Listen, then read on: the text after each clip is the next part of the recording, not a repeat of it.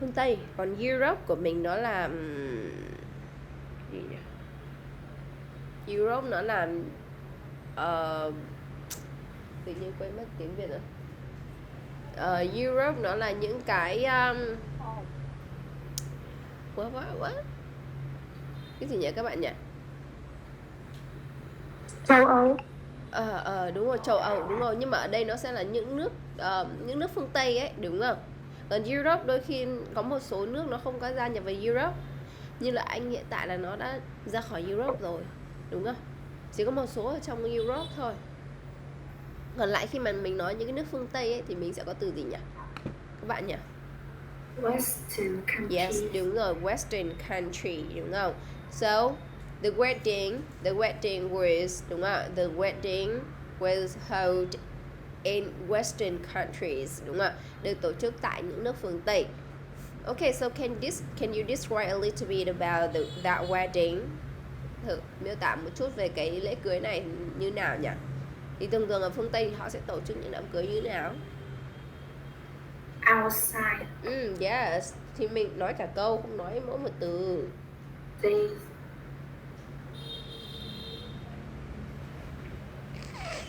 organize outside. Mình sẽ có từ tổ chức là gì?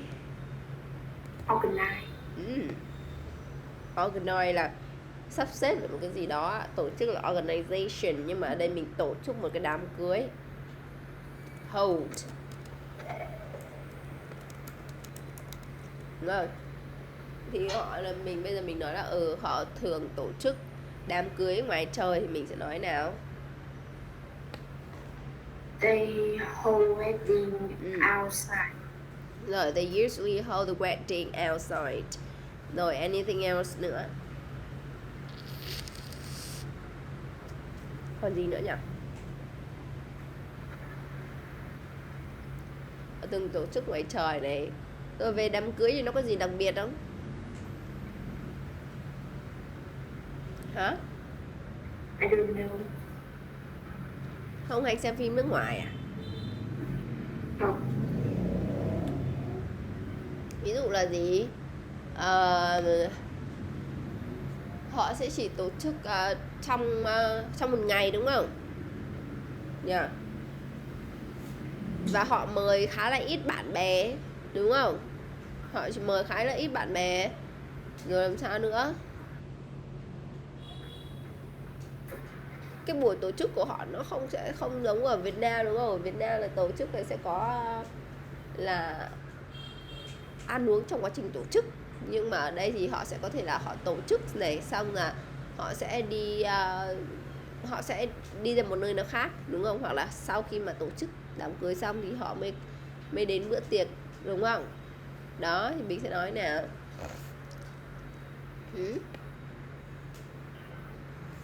Alo. Ồ, đâu rồi? That. Nào.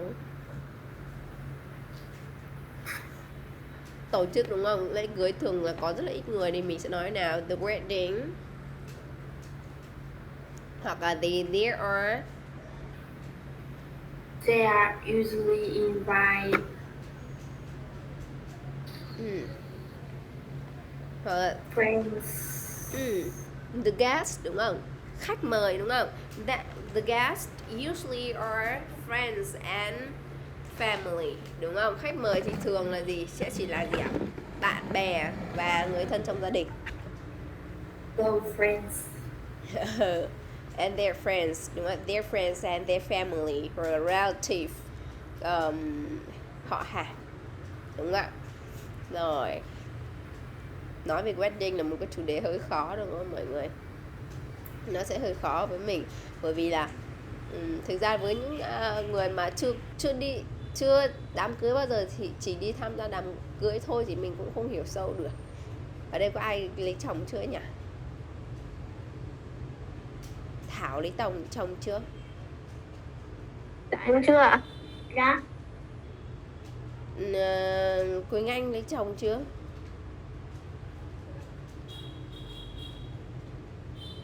Ở đâu phát chồng cô? Ở ngoài đường đầy. làm cái bảng ấy, đi ra ngoài đường treo lên nè. I need a husband. Đó. Đây người đổ xô vào. Không người lên phường đăng ký kết hôn thì người ta sẽ phát chồng cho. Để mai em đăng ký thử xong có gì em nói lại cho cô biết nhé. Ok. Thế là vẫn single à? Ôi cả lớp mình single à? Nên là cũng không biết rõ về cái wedding nó như nào đâu, nó sẽ có rất là nhiều cái, nhưng thôi thì mình cứ nói theo cái knowledge của mình nhé mọi người nhé. Ok. Cô ạ, người yêu còn chưa có nghĩ gì đến chồng với con. Thế bây giờ mình nghĩ trước đi. Bây giờ mình nghĩ xem, let's imagine that one day you meet your right person, your right man, alright? One day you meet the right man and you have to hold a wedding with him. So what kind of wedding you want to have? Tưởng tượng xem một ngày nhỡ đâu cuộc đời chúng ta nó xô đẩy đến người đàn ông của mình, đúng không? The right man, the right person, đúng không? Đúng người, đúng không? The right time nữa, đúng thời điểm nữa thì có là perfect, đúng không? Rồi chắc chắn là khi mà đúng người rồi thì các bạn sẽ nghĩ đến gì? You will think about a wedding, right? Mình sẽ nghĩ đến a wedding, a house with children, đúng không? Một đám cưới này, một ngôi nhà với những đứa trẻ, đúng không? Đấy. Thế bây giờ mình phải tưởng tượng trước. Imagine that you meet the right person and what kind of the wedding do you want to have, đúng không? Cái loại wedding nào mình muốn, bởi vì hơn cứ nói như các cụ đã nói thì là một đời mình chỉ cưới một lần thôi, đúng không? Còn ai cưới 2 lần thì thích thì cưới 2 lần, đúng không? Còn lại thì đời mình cưới một lần, cưới lần đầu tiên thì bao giờ cũng phải hoành tráng, đúng không? Thì mọi người thử tưởng tượng xem nếu mà mình cưới thì mình sẽ tổ chức một cái đám cưới như thế nào, đúng không? Giấc mơ không ai đánh thuế, nên là mọi người cứ mơ và tưởng tượng nha. Rồi bây giờ mình đi miêu tả tiếp nó Đức nào. Đức Vũ nào. Describe for me the picture too.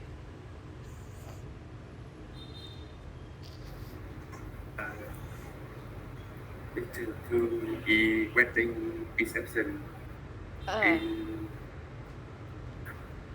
Western country. In Western country. So where are they?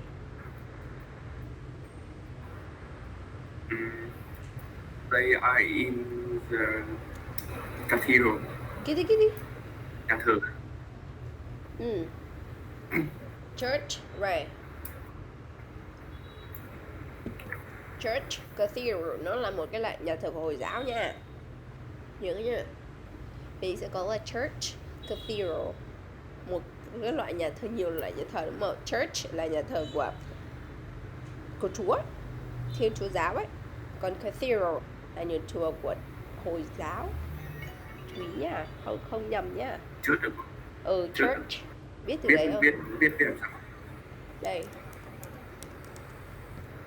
Church. Được chưa? Church là nhà thờ của Thiên Chúa giáo đấy. Cathedral là nhà thờ nhưng mà của Hồi giáo. They are in the church. Rồi làm sao nữa? Họ đang làm gì đấy? And they are reading prayer. Cái này là họ đang thề, đúng không nhỉ? Đang thề là prayer. Họ đây là không phải họ là cái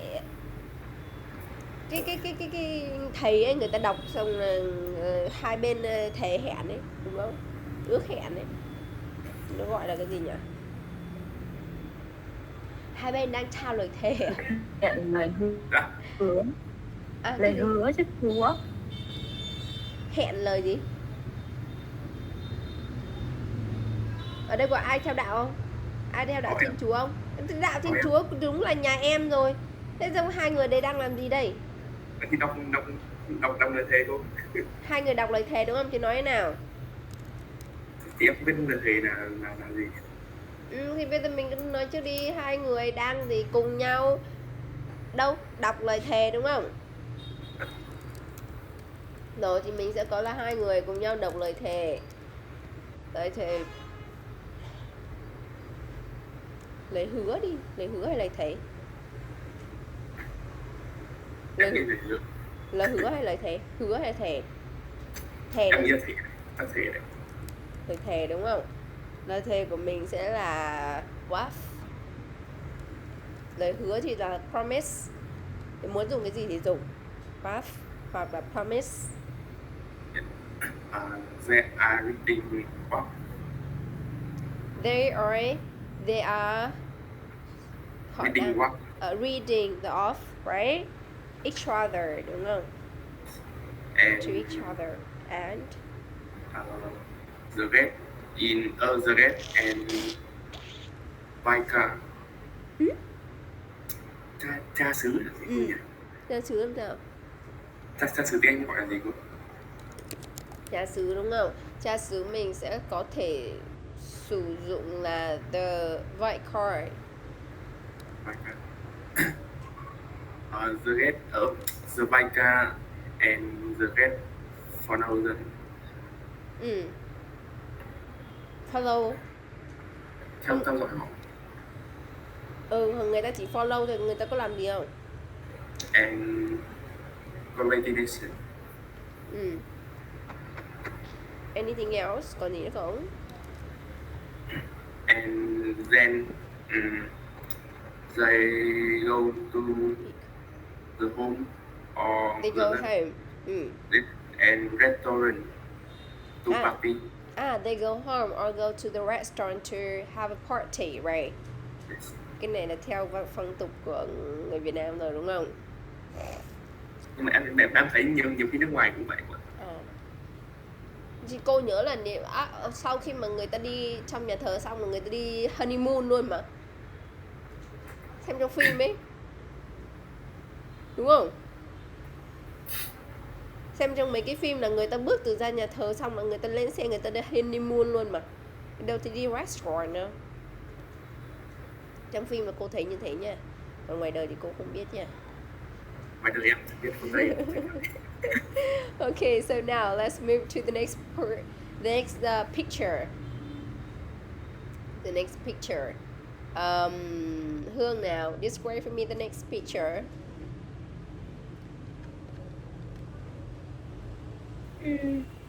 Wedding ở Ấn à? Những cái kiểu như ở đây là Trung Đông đúng không? Cái này như Ấn Độ hay sao? Cũng chẳng biết ở đâu nhưng mình cứ sử dụng là Trung Đông đi. Ấn Độ thì gọi Trung Đông không? Thế à? Ấn Độ là ở châu Á đấy đúng không? Vâng, Ấn Độ ở châu Á mà. Còn Trung Đông khác đúng không? Nhưng mà cái này nó nhìn giống Trung Đông hơn, giàu hơn. Cái này ở Ấn Độ. Thì thôi tùy. Chắc nào luôn. Ấn Độ, ok, Ấn Độ, India đúng không? Rồi, nói đi. Đám cưới của nó như nào vậy? The wedding. Ai biết Vâng. ai biết Ấn Độ đám cưới nào? Cô biết đâu. Em cũng không xem phim về Các bạn Ấn. không xem phim Cô dâu 8 tuổi à? Không, tôi cũng không biết đám cưới Ấn Độ như nào đâu. Thì em sẽ nói thôi, em miêu tả bức tranh thôi. Chắc được mà. Cái này Mình sẽ có là cô dâu là bride đúng không? Và chú rể mặc những cái trang phục truyền thống đúng không? Đấy thì mình sẽ có là trong tranh là cô dâu và chú rể họ đang mặc groom đúng không? Bride and groom. Họ đang mặc những cái trang phục truyền thống của Ấn Độ chẳng hạn. Đúng không? Mình nói nào.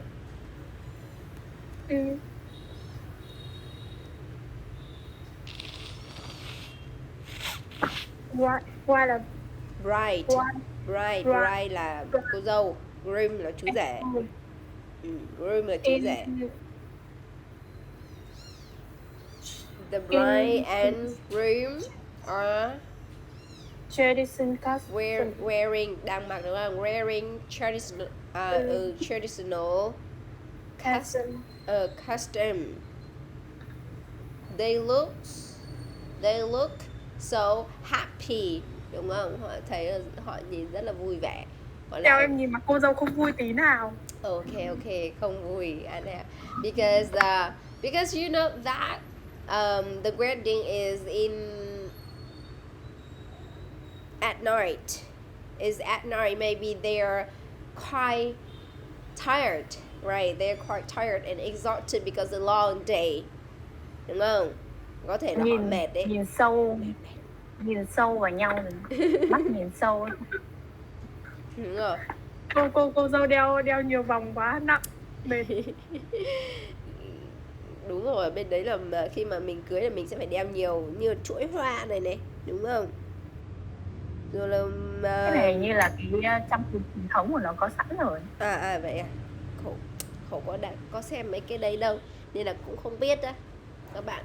Rồi tiếp theo, let's go to Vietnam. Let's go to Vietnam. Now who can say for me the wedding in Vietnam? Ai có thể nói cho cô là về wedding in Vietnam nào? Có ai có sự thông thạo về đám cưới Việt Nam không ạ?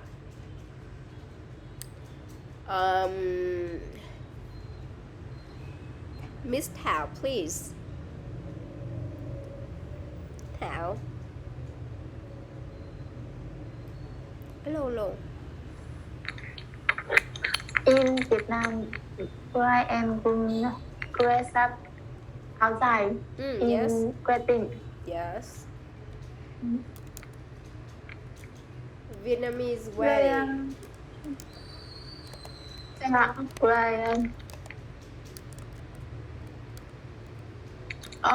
Wedding reception. Yeah. In 2 days. Wedding is held in 2 days, đúng không? Được tổ chức trong 2 ngày. Ngày đầu tiên thì làm gì? In the first day.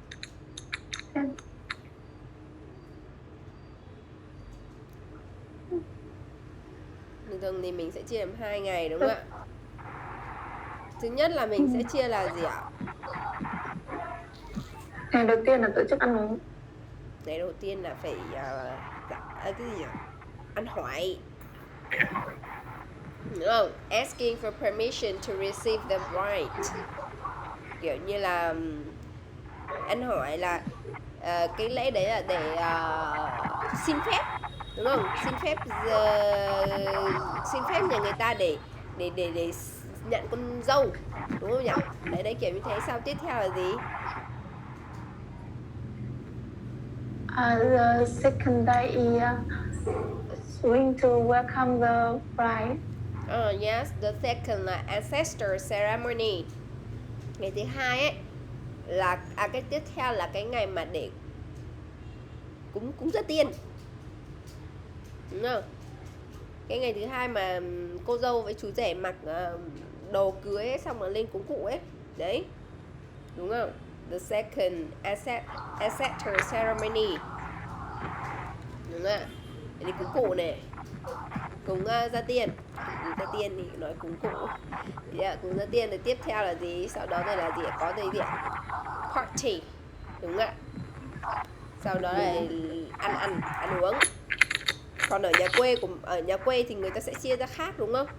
Ở thành phố thì sẽ là ở nhà quê thì sẽ là ăn trước xong rồi mới được ấy trước. Còn lại ở thành phố thì sẽ là cúng trước xong rồi ăn sau, đúng không nhỉ? Đấy, nó chỉ hơi thay đổi về cái thứ tự thôi, còn lại vẫn như y nguyên. Rồi còn gì nữa không nhỉ? Ở quê vẫn cúng trước ăn sau thôi. Đâu, nhà quê ăn trước. Nhà quê cái hôm mà đưa dâu về bắt đầu là cúng xong rồi ra cái phần. Đưa dâu về là đấy là ăn ở bên đằng trai thôi, còn lại là ở đằng gái là sẽ ăn trước. Ăn xong rồi mới rước dâu, đúng không nhỉ? Ăn xong mới Không, cúng trước, rước về trước xong rồi mới ăn một cục. thế á? Vâng. Của cô nhớ ở quê cô ấy là sẽ ăn trước, xong rồi chú rể đến đón dâu, đi về nhà đằng rể, xong rồi là nói chuyện một tí xong đi về. Không ăn uống gì hết. Cái này còn tùy thuộc vào Cái đấy địa em lý. tưởng là rước dâu là ăn bánh về nhà chú rể ăn bánh kẹo thôi chứ.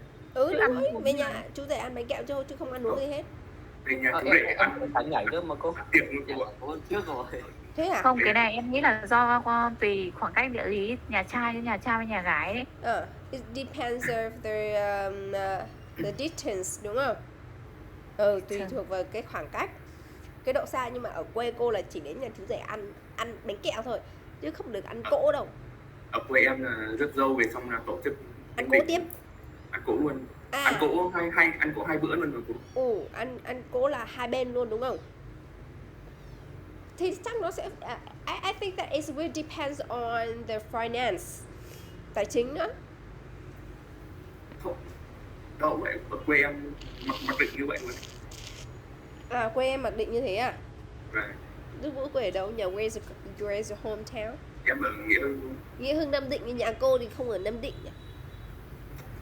Em ở em thấy bao nhiêu đám cưới toàn vậy mà. Ok, rồi thì ví dụ nói riêng về cái nhà mình nữa, đúng không? Nói riêng về cái Vietnamese, đúng không? Thì vào cái lễ mà người ta gọi là cái gì nhỉ? Bò trầu, đúng không các bạn nhỉ? Cứ đúng không? Dạ. Là lễ gì ạ? Lễ trầu, lễ vu quy. Là cái lễ ăn hỏi, ăn hỏi. Đúng không? Thì là cái mà permission asking for bride ấy, đúng không? Thì là sẽ làm gì nhỉ? Mọi người sẽ làm gì? Thì ăn hỏi làm gì đó cô? Cái lễ ăn hỏi ấy sẽ làm gì? Thì nhà trai bên đấy vẫn đến. Đúng. Mẹ chú rể, đúng không? Và một số những cái người họ hàng sẽ làm sao? Sẽ đi đến nhà cô dâu. Em thấy cả nhà chú rể luôn. Đúng rồi, sẽ đi đến nhà cô dâu và để đưa một số những cái món quà đấy. Món quà đấy là cháp đấy, đúng không? Thì mình sẽ nói như nào? Ở quê này em thấy là cả nhà chú rể đến luôn, không ạ? Để ăn tiệc đấy luôn. Không được ăn, ai ăn? Người ta có tổ chức ăn đấy mà. Anh thấy muốn cười lắm. Thế à? Nhà cô nhớ là bạn cô thì là chỉ đi đến xin xong rồi về thôi, không có ăn uống gì hết. Thì bây giờ mình sẽ nói gì? Thôi nói đến cái đoạn là mang cháp đến thôi nha mọi người nhé, đừng nói đến cái đoạn ăn uống chứ mỗi nơi nó sẽ một khác, đúng không? Thì cái đoạn là cái gì nhỉ? Lễ vu quy, đúng không? Thì là sẽ làm sao nhỉ? Mẹ của chàng trai là mẹ của chú rể làm sao? Người ai nói, cô nói tiếng Việt nhỉ? The groom's mother and a few close relatives, đúng không? Let's go to the bride house with a gift, đúng không? With a battle to ask permission to receive the bride at her house, đúng không? Làm sao? Mẹ chú rể và một số những người họ hàng sẽ đến nhà cô dâu để đưa những cái món quà để làm gì? Hỏi cưới cô dâu, đúng không? Đó, thì làm sao? The groom and his family often carry decorated, đúng không? Decorated boxes, một số những cái hộp, đúng không? Được trang trí này, covered in red clothes and represent, đúng không? Wealth, đúng không? Để thể hiện cái sự giàu có của nhà người ta. Thì nó sẽ bao gồm gì? There này, khi đi ấy thì có mấy hộp các bạn? Vì thường là số lẻ của Cháp á cô? Thường là 7 cháp. 7 cộng 5. 7 đến 9 cháp. Thế à? Nhưng mà cô đọc trong đây người ta bảo là không được đi 7 cháp này. Thường là 7 cháp. Nhưng mà cô đọc trên mạng người ta bảo không được đi 7 này. Tùy từng chỗ hay sao? Là 5 7 thường là sẽ là số lẻ, đúng không? Được số lẻ. Đúng rồi. And maybe 5 or 7 or 9, đúng không? Nhưng mà ở đây cô thấy người ta ghi trong đây là never 7 because it's a bad luck. Never 7 because it's a bad luck. Không bao giờ là số 7 bởi vì nó là không may mắn. Không hiểu sao. Em cũng chưa thấy chỗ nào B số 7 thôi. Hình như là 7 là không may mắn thì phải, đúng không nhỉ? 7 là... Không, em mới đi B chap 7 chap đấy. Em thấy bình thường. Thế à? Thế chắc là nó cũng do cái phong tục của từng vùng đúng không? Nơi. Rồi đấy. Thế còn lại là đến cái ngày là cưới đúng không? The groom official asked for permission to take his new bride home. Thì cuối cùng là gì? Chú rể đến hỏi cưới cô dâu về là cái ngày mà rước dâu đúng không ạ? Thì trong đấy thì một là sẽ tổ chức ăn uống đúng không ạ? They will hold party đúng không ạ? For both families, cho cả hai gia đình, hoặc là they have a dessert đúng không? It depends, nó sẽ phụ thuộc. About the clothes, về quần áo thì thường thường nó sẽ là gì ạ? Và hiện nay thì some bride they will wear, some bride and groom they will wear western wedding gown đúng không ạ? Sẽ mặc western wedding gown này, cái bộ đồ tây ấy đúng không? Or some people they wear áo dài. Áo dài là từ riêng nhé mọi người nhé. Mọi người sử dụng áo dài luôn, không dịch ra tiếng Việt. Không dịch ra tiếng Anh được không ạ? Rồi, actually it's quite a tough topic, right? Nó là một cái topic khá là khó. Tough, khó. It's a tough topic. Difficult đấy. Nó bằng với từ difficult. Nó là một cái topic khá là khó để mà chúng ta nói về cái wedding. Nhưng mà không sao, mình sẽ đi về bài học của chúng ta ngày hôm nay. Okay, so now let's move to our lesson today. Choose the answer that are correct for you. I usually prefer to eat at the same or different restaurants. That is up to you. Đúng không ạ? Cái này sẽ phụ thuộc vào bạn nha. Cái câu này sẽ trả lời cho mình.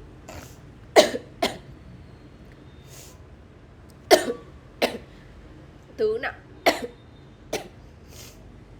Tứ. Can you answer for me? Can you give me your question? Your answers.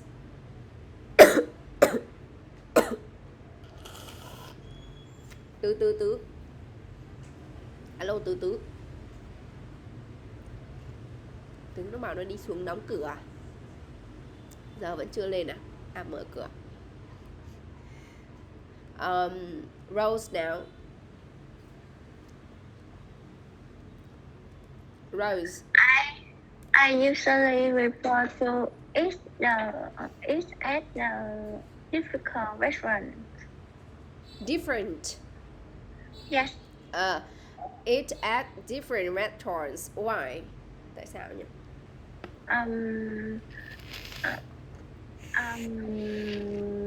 Because you can new food. Because I can eat new food.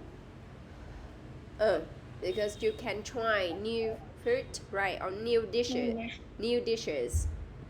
Những cái đồ Yes. ăn mới hoặc là những cái món ăn mới đúng không? Okay.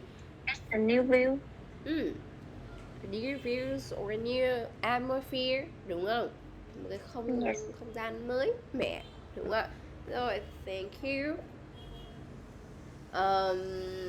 How about you, Quỳnh Anh?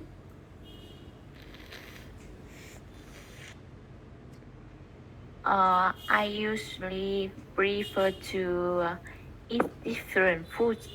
Why? Because I can enjoy and try. Choose, not try. Many things. Many things by handmade.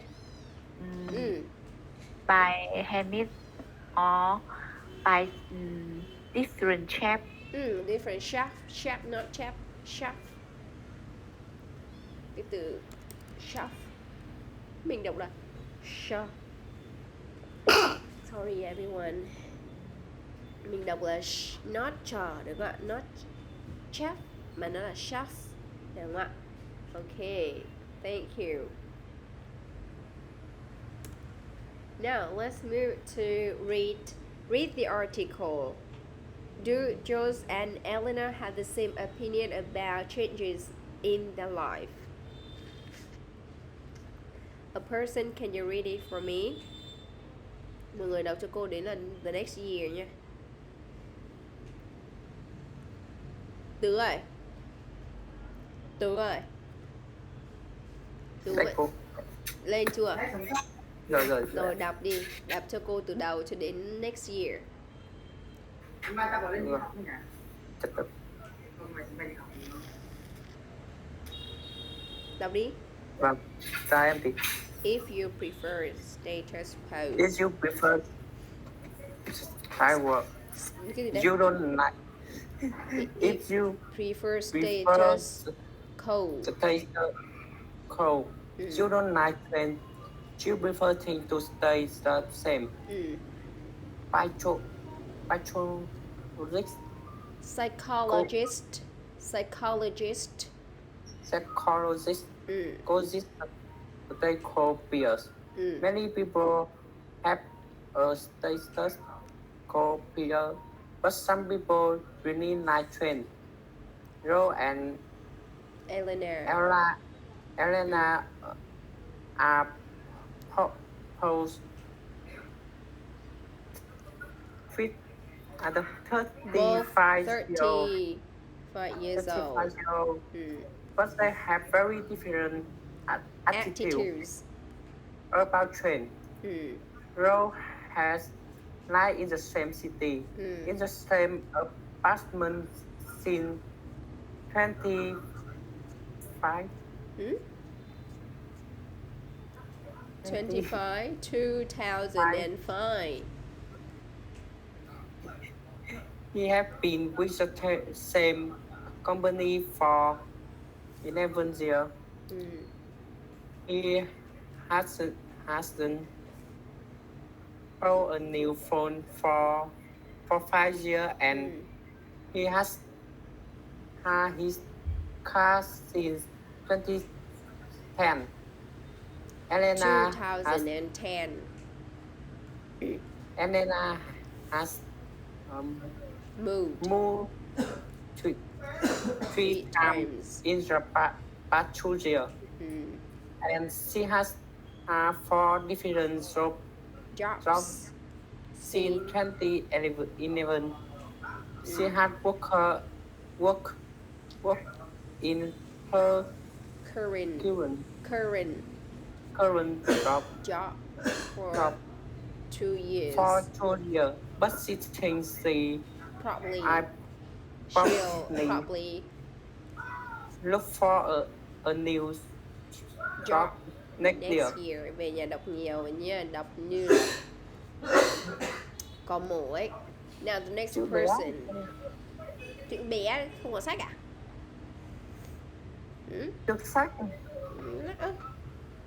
Không photo ra. Now the next person, can you read it for me, please? Rose, please. Rose now. Rose đọc cho cô đoạn còn lại. Yes. There are some advantages to the status quo, like it less cheerful in your comfort zone. You tell that you are in control because everything is a familiar. There are no risks. However, it can be a good idea to leave your comfort comfort zone and take some risks. This can help you in your professional and personal life. How long have you had the same job? Are there other jobs that pay better or are more interesting? You sometimes feel poor with your of living situation or your social life. How many times have you eaten at the same restaurant? Restaurant. Listen to the same music. Gone to the same place on the weekend. Places on the weekend.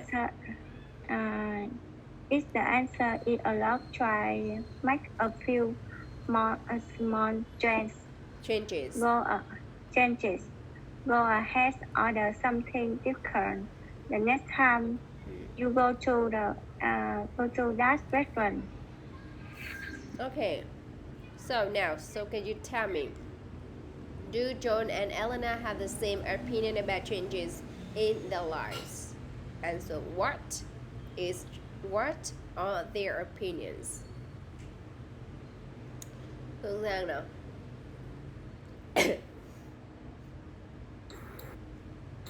They have different attitudes about change. Yeah, okay, so they have different attitude about change, right? So what? Joe prefers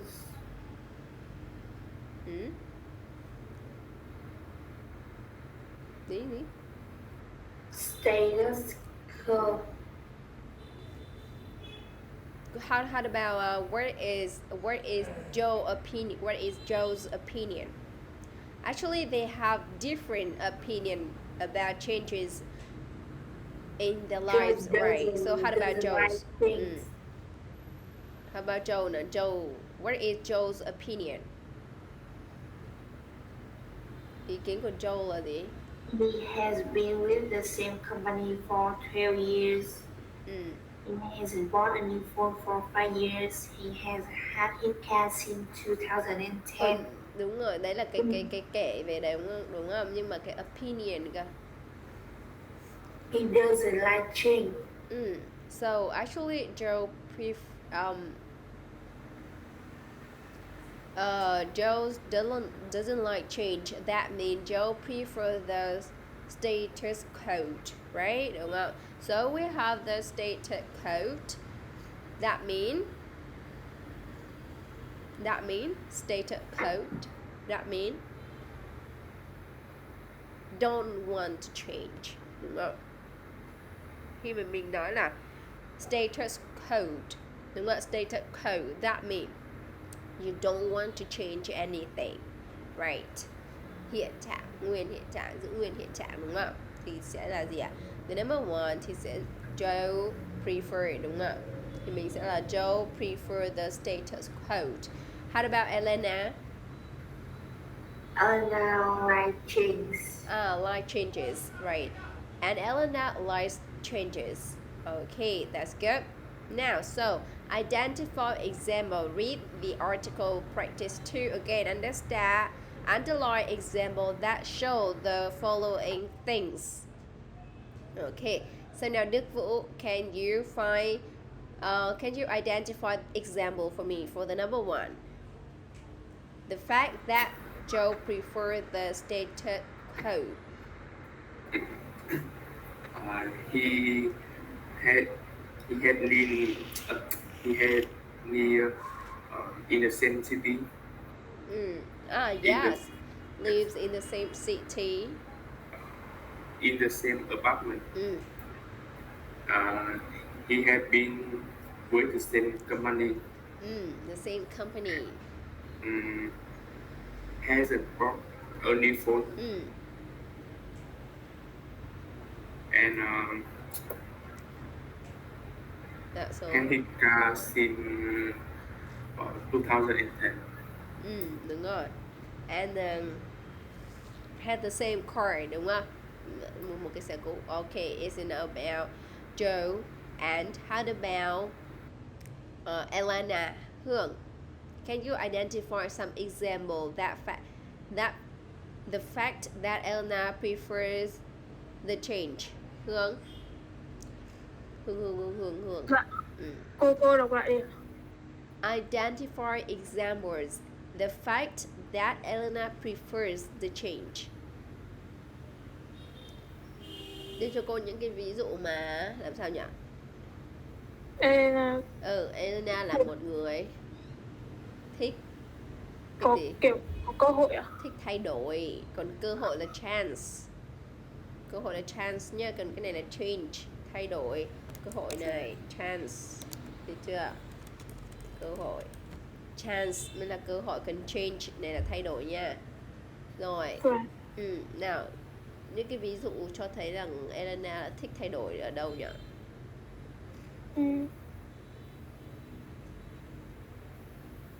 Đọc chỗ nào của Elena? Đoạn nào của Elena? Elena has moved 3 times. Cái đoạn đấy ạ? Đúng rồi, đọc lên. Elena has moved 3 times job for 2 years, but she probably look for a new job, new years.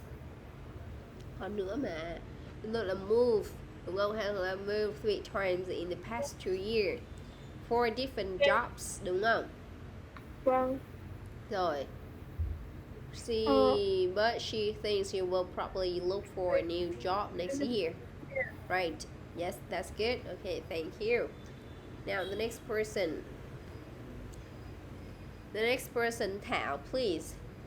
Can you do for me number 3?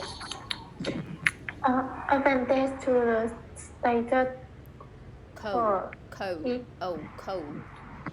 Yes. Is life is less stressful in your comfort zone. You feel that you are in control because everything is familiar. There are low risk. There are no risks. Right. Yeah, that's good. How about number 4? Number 4, Quỳnh Anh, please. A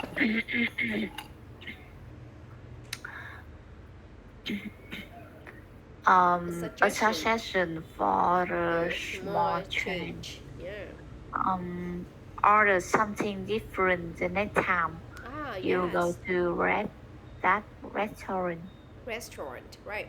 Order something different the next time you go to that restaurant. Alright, so now I want to ask you that but first mình đi cả lời câu hỏi đã. Analyze. Do you think the writer is more favor of change or the status quo? Use your ability to infer and explain why. Rồi, câu hỏi này của mình có nghĩa là gì nhỉ? Rose. Câu hỏi này là phân tích. Bạn nghĩ cái người viết như là sao ta? Họ theo chủ nghĩa là thay đổi. Chủ nghĩa là thay đổi hay là họ thiên về cái thiên kiến gì? Nguyên trạng. Hiện trạng hơn. Nguyên trạng. Hãy không thay đổi, đúng không? Hãy sử dụng cái sự khả năng của mình. Hãy sử dụng cái khả năng suy nghĩ và phân tích của bạn. Tại sao? Để giải thích tại sao. Rồi, now, so do you think that the writer is more in favor of change or status quo? Theo em nào, đọc xong đi luôn ạ. The writer refers changes. The writer is in favor of change. No. Why?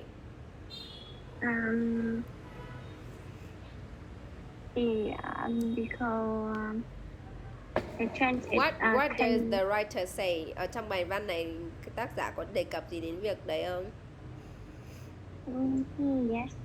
Đâu nó có cái đoạn nào tác giả đề cập không nào? It's a good idea to leave your comfort zone and take some risk. This can help you in your professional and personal life.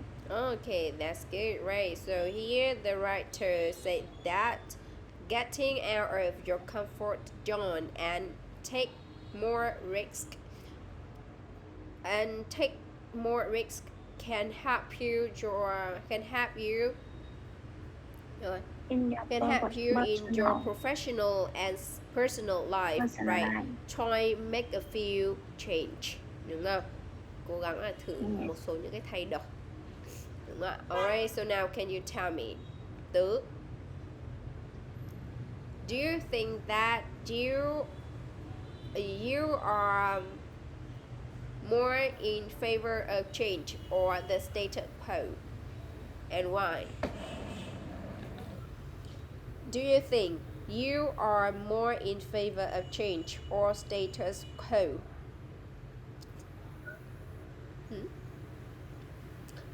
Hiểu câu hỏi của cô không? Understand my question? Đâu ấy? Tứ ơi. Tứ. Cô nói lại đi, vừa nãy em đứng. Do you think you are more in favor of change or the status quo?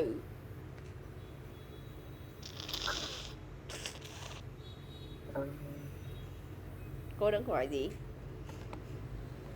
Bạn nghĩ thế. Do you think you are more favor of change or status quo? Câu hỏi cô nghĩ là gì?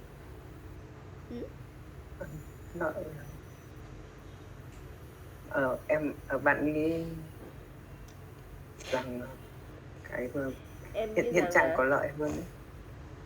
Em nghĩ rằng là em thích thay đổi hay là em thích ở nguyên trạng, đúng không? Vậy em thích là em là người thích thay đổi hay em là người thích nguyên trạng, thích không thay đổi ấy? Thay đổi thì nói như nào? I am in favor of, thì nhắc lại mỗi câu đấy thôi. I am in favor of gì? Thay đổi là gì? Of thay đổi, change. No, I am in favor of change. Why? Tại sao mà? Why? I think. Tại sao em nghĩ là em là một người thích thay đổi? Kể ra những lý do tại sao mình thích thay đổi. Ví dụ đổi nhà 2 tháng một lần này, đổi người yêu 3 tháng một lần này, đổi điện thoại 5 lần này, đổi máy tính 2 năm một lần này, nửa năm một lần này. Đấy, được kể ra lý do tại sao mình là người thích thay đổi. Hoặc là mặc quần áo một lần rồi không thích nữa này. Đấy, như hoặc là đổi người yêu 3 ngày một lần. 3 ngày có nhanh quá không? Thế thì quay quá. Đổi người yêu 5 một lần, đúng không? Không, nửa năm một lần thì cũng được rồi. Nào cũng thích. Thì em đâu có phải là người thích thay đổi đâu, đúng không? Thế mà kêu là mình là một người thích thay đổi. Thay đổi điểm nào? Những người thích thay đổi là kiểu như cái tính cách cả thèm chóng chán ấy. Đúng rồi. Thì phải kể ra, đưa ra câu ví dụ chứ. Cả thèm chóng chán ở đâu? Hay thay đổi quần áo này thôi. Hả?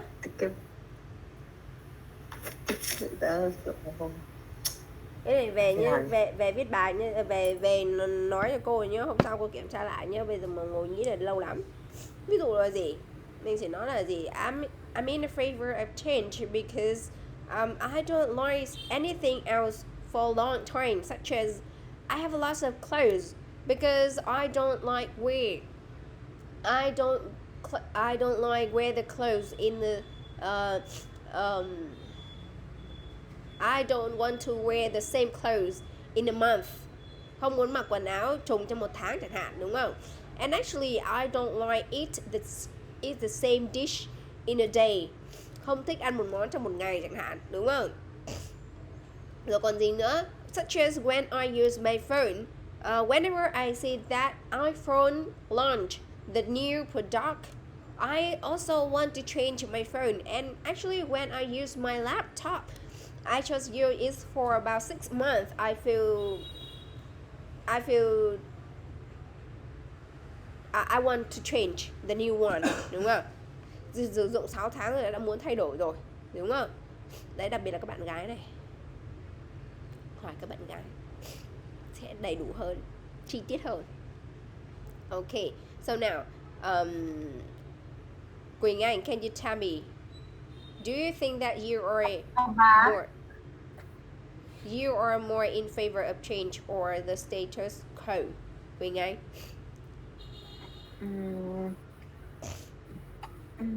Nghĩ.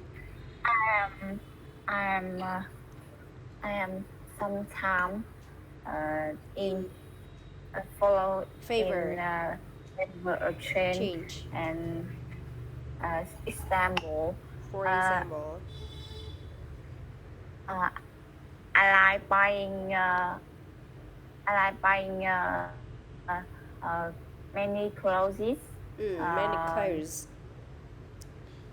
When I go out, and I don't like wear uniform again. Wear the same clothes. The same. Again, đúng không? Yeah, you just wear that clothes once. Đúng không? Chỉ mặc cái bộ quần áo đấy một lần thôi. Không, ý là vẫn mặc nhưng mà ý là sẽ không lặp lại theo từng ngày ấy. Actually, maybe you still wear it again, but you have to let it for a long time. Đúng không? Exactly, I know that girl. Okay, anything else? I want to eat different restaurant.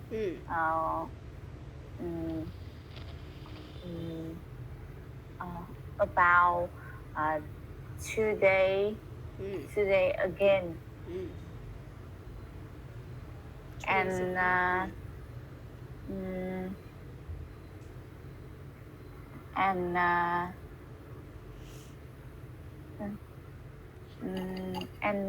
sometimes I am in favor of the status quo. Cold.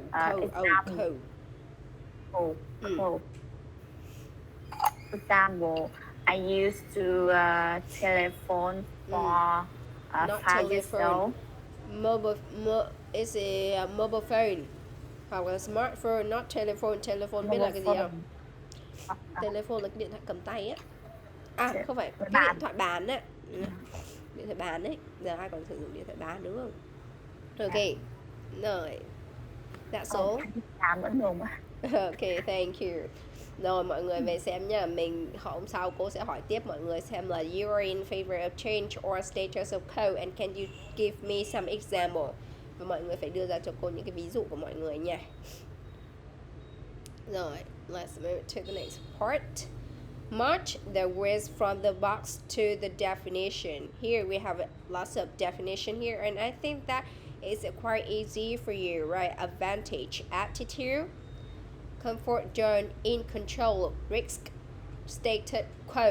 Âm này là âm khi mà mình là nhìn cái chữ quờ này mọi người nha. Mình không đọc là quote hay là cái gì đó, mình mở là quo, âm K, âm W, quo, âm O, đúng không? Quo. Now, so Hương Giang, can you do for me number 1? Read and do for me number 1. Number 1, status quo. Represent situation and the great things usually are. So number 2, Đức Vũ, what is number 2?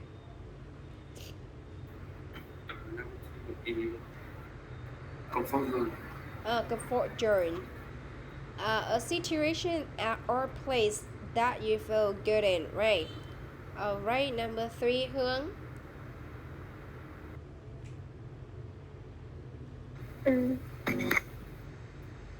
A positive characteristic of something.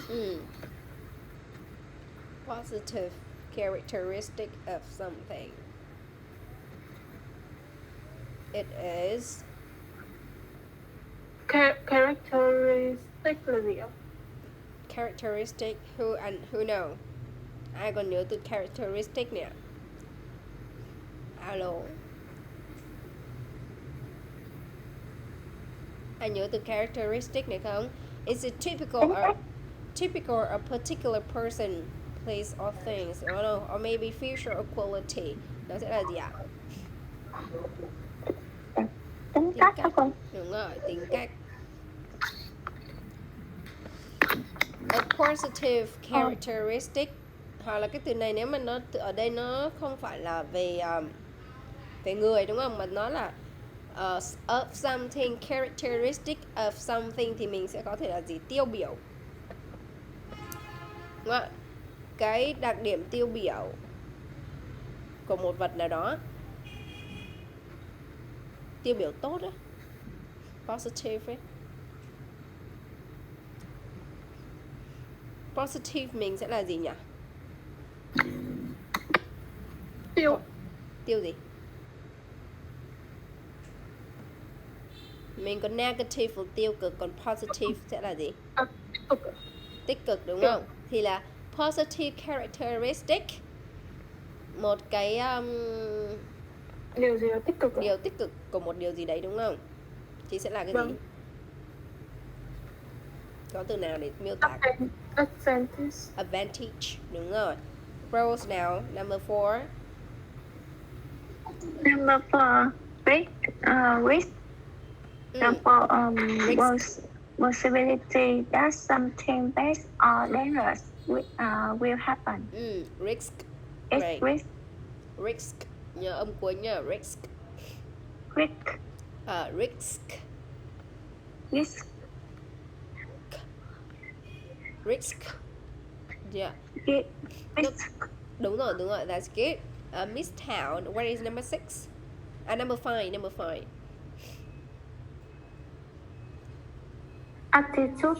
Attitude. Yes, it's attitude. Right. Your opinions or feeling about something, is it that mean attitude, right? And the last one, Quỳnh Anh, please. Quỳnh Anh, the last one. Alo Quỳnh Anh ơi. Alo. The last one, number 6. The ability to make decisions and decide what will happen. The ability to make a decision. No, not comfort. Ability to make decisions. What?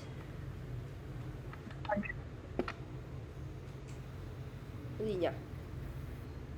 The ability to make decisions and decide what will happen. Khi mình mà có khả năng quyết định cái gì đó đúng không? Và quyết định là nó sẽ xảy ra như thế nào, thì mình gọi là gì? In control. Yes, it's in control, right? In control. Alright, in control. Trong tầm kiểm soát. Mình sẽ dịch là trong tầm kiểm soát. Ví dụ everything is in control là mọi việc trong cái cụm comfort zone. Đấy, a situation place that you feel good in thì nó sẽ dịch là gì? Nó sẽ dịch là gì nhỉ? Tiếng Việt của mình nó sẽ dịch là gì nhỉ? Một là mình sẽ dịch là mà trong một cái vỏ bọc đúng không? Trong một cái vỏ bọc. Vùng gì? Hoặc là trong vùng gì? An toàn. Vùng an toàn. Comfort zone. vùng an toàn. Hoặc là ở tiếng Việt mình tưởng tượng hay là gì? Trong vỏ bọc, đúng không? Là có nghĩa là người ta sẽ chỉ loanh quanh ở những cái việc người ta đã từng làm thôi, còn người ta sẽ không bao giờ làm những cái việc khác lại, đúng không ạ? Đó, thì có nghĩa là trong vùng an toàn hoặc là trong vỏ bọc đối với lại con cái chẳng hạn. Con cái, đúng không? Thì con cái thường thường là bố mẹ luôn luôn để các bạn ấy là trong cái vỏ bọc comfortable, comfort zone, không cho các bạn ấy làm những cái việc gì mà nó kiểu như nó khác lạ, đúng không ạ? Đó, mình sẽ có thể dịch như thế nha. Now, so let's move to the next one. Match the words and phrases from the box to the definition. Actually, it talk about a wedding. Right, so a wedding, here we have the first one, accept invitation. Accept invitation, that means when somebody have a wedding, right, they will give you invitation and you will accept an invitation. Dress up, you know what does it mean, dress up? Mình biết nghĩa từ dress up là gì rồi, mình học rồi đúng không? Okay, the next one mình sẽ có là gift, đúng không ạ? Gift mình biết là cái gì rồi, đúng không ạ? Tiếp theo mình sẽ là gift registry, đúng không ạ? Registry, đúng không ạ? Thì nó sẽ là cái gì ạ? Gift registry, what does it mean?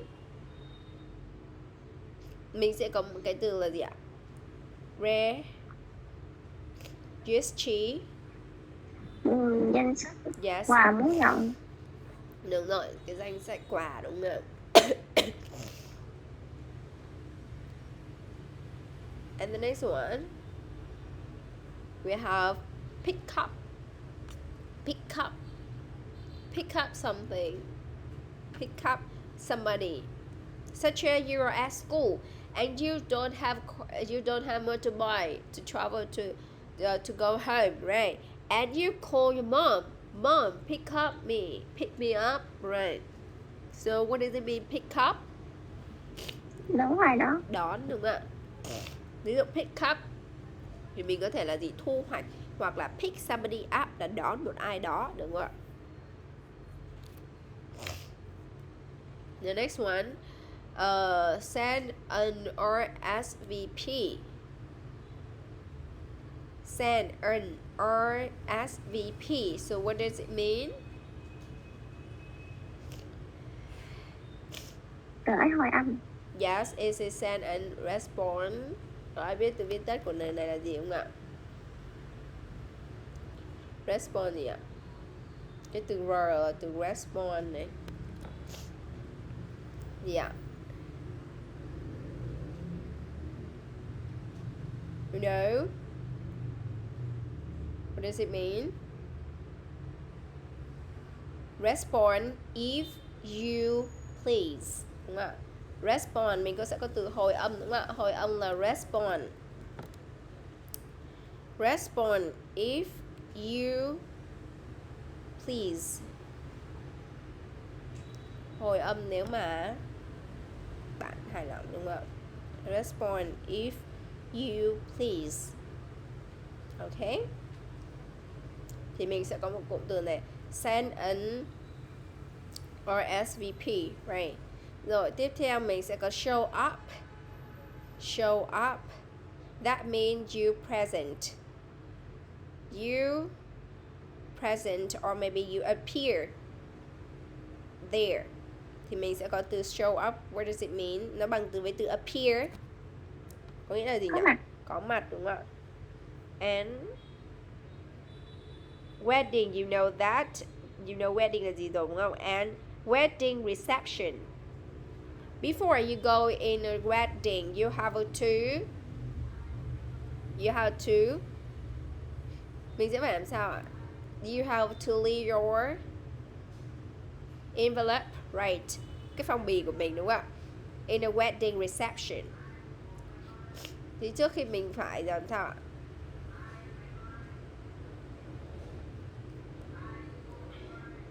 Mình sẽ có wedding reception là gì ạ? Tiệc gì ạ? Tiệc. Yes, tiệc cưới, đúng không ạ? Wedding reception, tiệc cưới. Okay, so now can you match it for me please? Number 1, Tứ. Wedding. Where is number 1? Wedding. Wedding. Ceremony for 2 people to get married is a wedding, right? Okay, that's good. Now the next person, Hương Giang, please. Number 2. Đọc lên cho cô xong đưa ra cho cô đáp án nha. Number 2, accept an invitation. Accept an invitation, right? To agree attend an event or social activity. Đức Vũ now, what is number 3?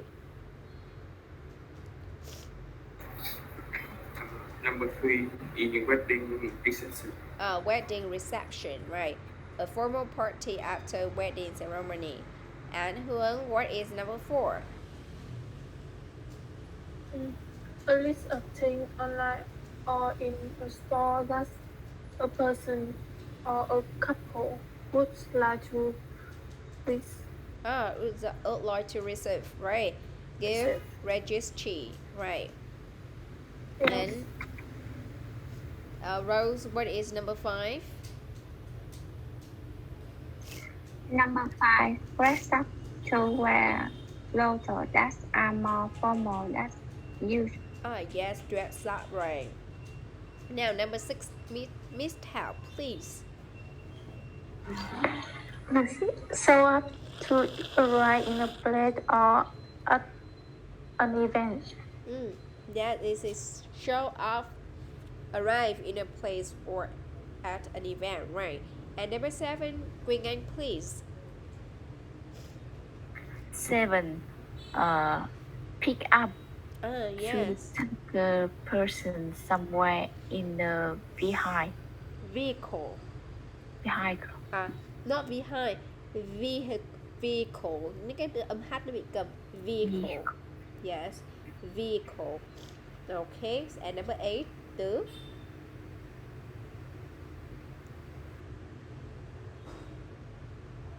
Tứ. Dạ. Đọc. Câu Number mấy 8. Number 8. Cũng không theo dõi đài à? Number 8.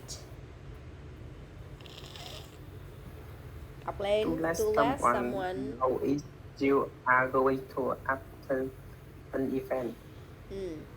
So what? Let someone know if you are going to attend an event. So what? Là cái nào?